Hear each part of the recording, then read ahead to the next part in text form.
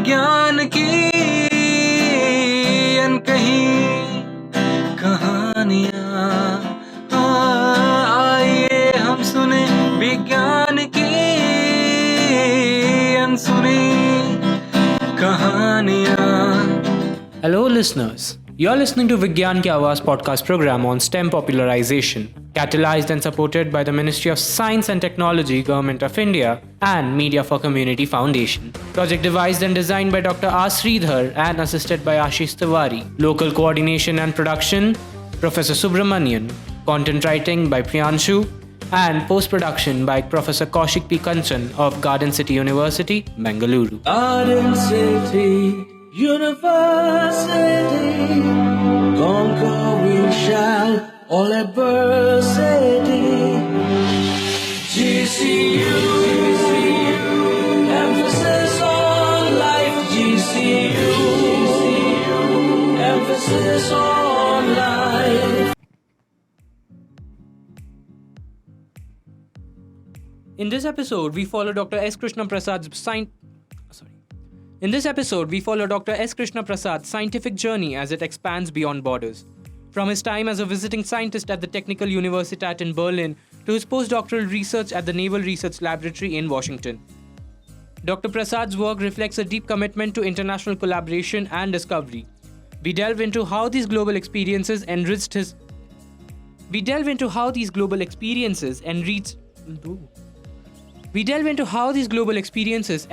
understanding of liquid crystals and opened new research frontiers.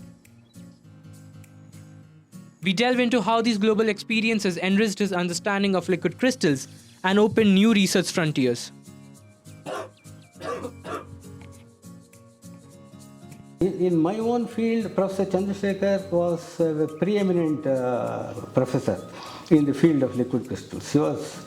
He started the International Liquid Crystal Society, as a matter of fact, and he was the president of the International Liquid Crystal Society. Therefore, he was in the forefront of liquid crystals. In other fields, it may be a different story and other people will tell you about it. But as far as I know, in our field, India has been in the forefront, not in the applied aspect, very unfortunately.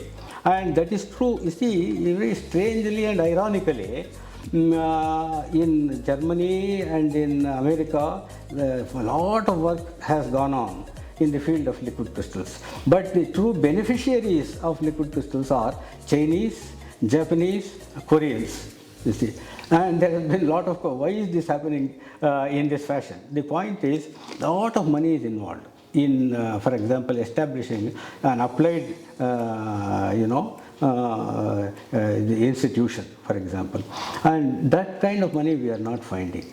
I was told that to make pure liquid crystalline materials free of ions and so on and so forth, billions of dollars have to be invested. And our research projects really will not be able to give that kind of money to us. And that is the reason why also in America, liquid crystals, panels are not made. Panels are made in, for example, in China today, maximum number. And in India also there was some effort actually, Hinduja company and so forth, they tried to do in Hyderabad, but it didn't succeed actually. Yes, not only that, you see, you ask a question, chips for example. Why chips are made in Taiwan and not in America? Cheap labor. You see, wherever the labor is cheap and overall business improvement is possible, you can recover the money, that is where it prospers. And today you are having lots of problems on that front. For example, the rare earth materials, China has blocked today. They are not sending it to America anymore. And America has to perforce start preparing their own rare earth materials in their own country. They have to dig up, they have to mine and do all the industrial processing and so on and so forth. That may happen actually. Otherwise, in an internationally, globally competitive world, wherever it is most economical, that is where the things develop. And that is how in Japan, for example, or in China, for example, you are having all the display panels being made. But the fundamentals which lie behind the operation of those panels and devices, they have all been worked out in advanced countries like America, Germany, France, and so on and so forth. In my own field, a lot of work was done in France, actually. One Professor Deschênes earned also the Nobel Prize for liquid crystal physics.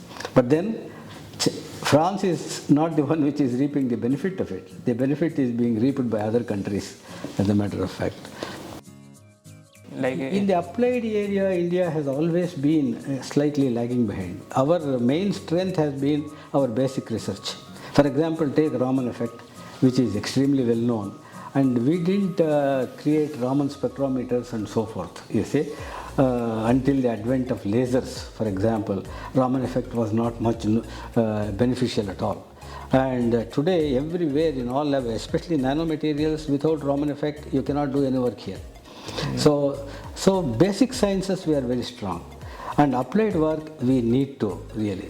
With the CSIR was established for the purposes of applied research, and therefore those institutions are focusing, and they have brought forth many things. For example, road making, on new asphalt, and so on. A lot of research is going on in those areas. Dye chemistry and the National Chemical Laboratory in Pune, for example, they are doing all that actually. No, there is a thrust actually, Make in India program and so on. And if that flourishes and comes up in a big way, things will improve. Yes, I am working on these new materials, that is, as I told you, ferroelectric pneumatic materials. Not much is known at all in this particular field, how they behave and so forth. And therefore our main purpose is, first of all, to know why certain molecules which we are examining exhibit this phenomenon, and what exactly are the forces which are holding them together. And lot of new things are coming up. If you apply, for example, if you apply a very small, let me give you an example. If you simply take a liquid crystalline material which is ferroelectric and just touch that, the molecules will reorient. That means of the order of, is friction voltage, whatever you get, about 100 millivolts, good enough to produce a phenomenal change in the orientation, and therefore the transmission of light, color change, and so on and so forth. All this needs to be understood. First, our present aim is, first of all, to know why the things are happening in this fashion, and a couple of papers which we have now published indicate what are all the problems, complex problems which lie ahead, which require solution. In this field, the Professor Madhusudana is there of Raman Research Institute, and he is a Bhatnagar Award winner and a very well-known international figure in the field of liquid crystals. And we have a collaboration with University of Leeds in UK, and they supply us the chemicals, for example, and we carry out the experiments and try to interpret our results. And we hope that these results will be useful in a broader understanding of the phenomenon of ferroelectric materials. No, I haven't got any award, and this is just the beginning of the research work in this particular field.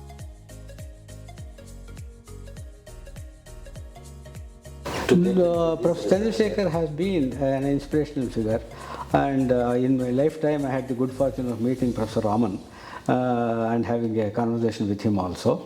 And so these are also not only, you see, any true scientist for that matter is an inspirational figure. Actually, Professor Venu Bapu, he is no more now, he was the director of a Solar Research Observatory, and then so many people actually have given us inspiration to go on. Passion for research at any age is extremely important.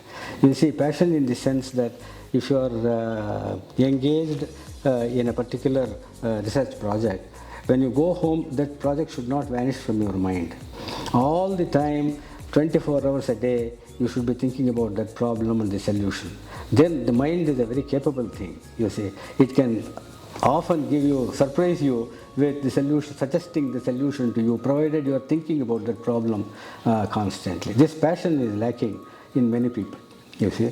Irrespectively of what prospects is there and what employment opportunities unfold before you and so on and so forth, it is very important to love your work and always try to see the truth of what you are seeing.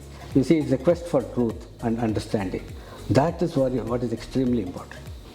You were listening to Vigyan Ki Awaaz, a podcast on STEM popularization, catalyzed and supported by National Council for Science and Technology Communication, Government of India. Tune in for more such episodes to Vigyan Ki Awaaz on this platform and also through Spotify, YouTube and Apple Music platforms.